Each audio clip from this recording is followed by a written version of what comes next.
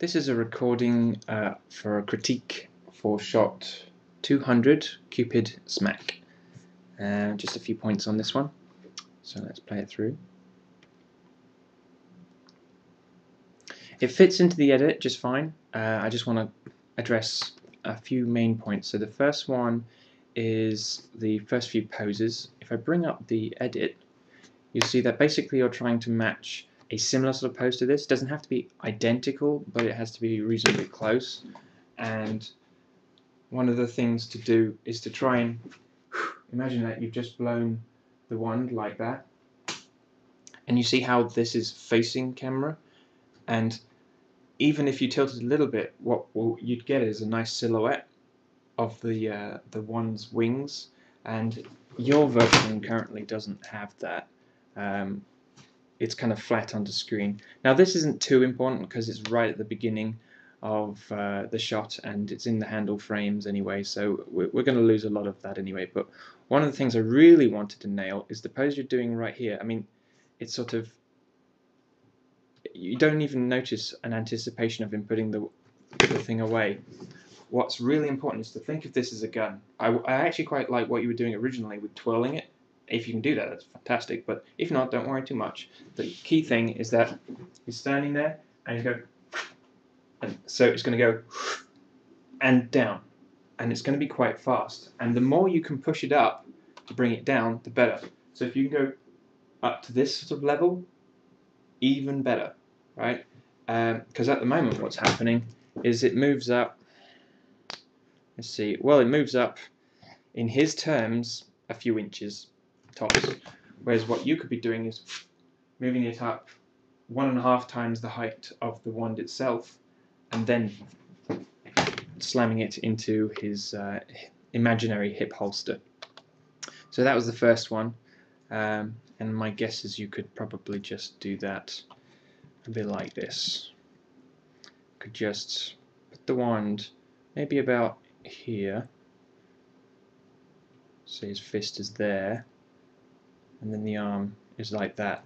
The other thing I noticed was that when I was doing this, if I'm facing camera now and I go up, instinctively I wanted to bring this shoulder in, so you could consider just pulling that in, and then when it goes down, instinctively the shoulder went the other way again.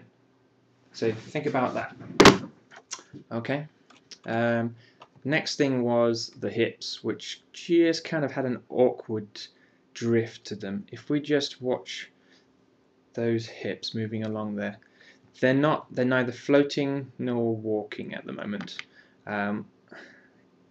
You mentioned something about trying to get a sneak action in there. That would be great if you could do that, but at the very least try and think about, you know, just sort of have, if this is his center of gravity here, try to make it go back and forth, so that way and that way during the walk, and give a little bit of up and down motion in line with what the walk cycle would do anyway. Just imagine that he has legs in there. That's the easiest way to treat it, really, and that he's planting a foot here and then he's planting a foot there, and do it with the controllers that are what I would suggest is he has a big controller which is like a square and then with an angle at the top. Let that just move smoothly through the air. Maybe that has a little bit of up and down on it, but don't put the walk on that. Use the next controller down from that, which is a round controller, in order to just move this lower hip around, and then that won't affect your shoulders and you won't screw up anything you're doing with the upper body with that then.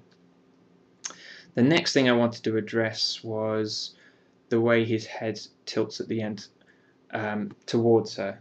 That's not doing anything for us really. We want to try and keep this sort of front-on face. It's okay if you turn it a little bit, but I want to see both eyes and I want to see the expression in his face, and it's just, I would just rather see him look out of the corners of his eyes than turn his head completely, sort of thing. Okay, so otherwise the head stays in it fine for the most of the rest of the shot. It's just at the end that it turns all the way in and it really wasn't helping. Now the anticipation of that arm going up, it's kind of okay, but we're losing it completely in the shot.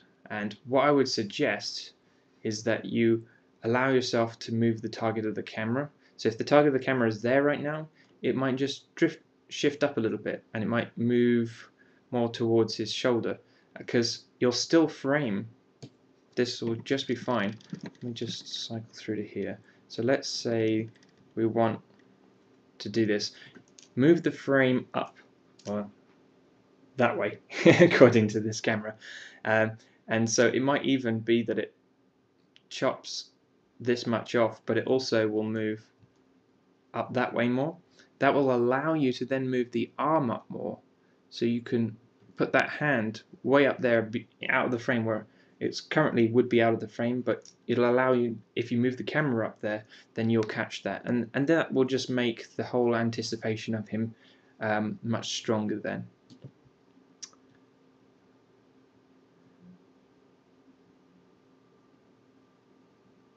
Those are the main points. You've got some stuff, some rather gammy stuff going on with the elbow there, but you can worry about that when you're polishing later.